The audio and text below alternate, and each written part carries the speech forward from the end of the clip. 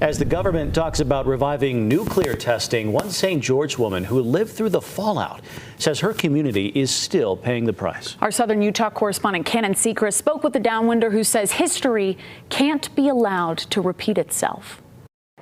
For Eileen Hacker, growing up in St. George during the days of nuclear testing left a mark that never went away. Decades later, she says the damage is still being felt. Paul Carter died early on. He had cancer. Marvin Judd had cancer. Melanie Smoots, Mike Wolfenstein, Michelle Thomas. Eileen says those names are just a few of the dozen from her class of 1970, friends and neighbors who never got the chance to grow old, including her own father, who died of cancer linked to the fallout, and it was all because of tests hundreds of miles away. If there was a nuclear bomb that they let off at the Nevada test site, they'd wash the cars off before they came into town. But they didn't wash the kids off and they didn't wash the crops off. Eileen was young at the time, but remembers others telling stories of the dust and ash that fell from the sky and how little they understood about what they were breathing in. I don't trust our government at all. I don't care who the president is.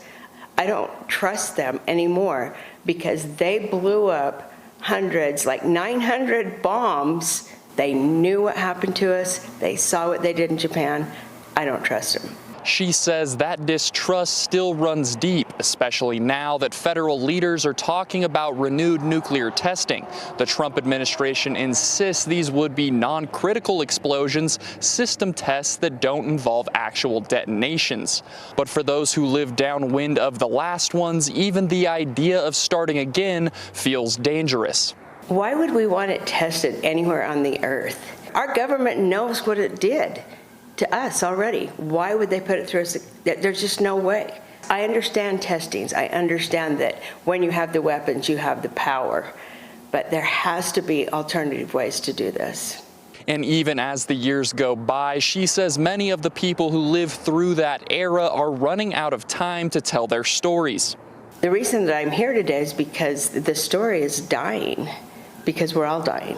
I hope to keep it alive, the story alive, and I hope that nobody else has to go through what we've gone through.